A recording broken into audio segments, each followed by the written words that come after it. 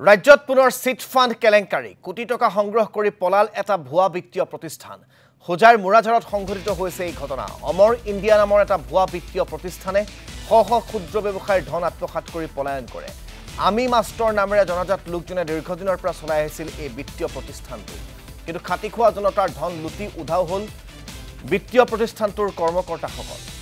ঘটনাৰ তদন্ত বিচাৰিছে এতিয়া ভুক্তভোগীসকলৰ লগতে মুৰাঝাৰৰ ব্যৱসায়ী সন্থাই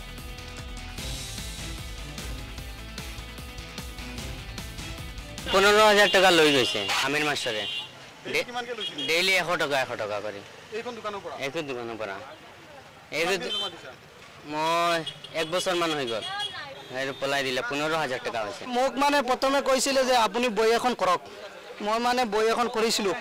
কৰাৰ পিছত মানে কি হৈছে আপোনাৰ সদায় মই একে তৈ আছিলো মোৰ সৰু দোকান এখন আছে ইয়াত সাৰে মোক কলে যে আপুনি একে মোৰ ইয়াত তৈ দিয়ক আপোনাৰ একেলগে পইচা কেইটা লৈ যাব মই কৈছো স্যাৰ ঠিক আছে মই সৰু কালতে মই সাৰক দেখি আহিছো মোক মানে টিউশনি কৰাইছিলে মই সাৰৰ ওচৰত টিউশনি কৰিছিলো সদায় সৰু কালৰ পৰা এইটো কাৰণে মোৰ বিশ্বাস হৈ গল সাৰজন ভাল মানুহজন ভাল আছিল এতিয়া হঠাৎ যে কিবা হৈছিলে কি হৈছে মই নেজানো হঠাৎ পলাই গল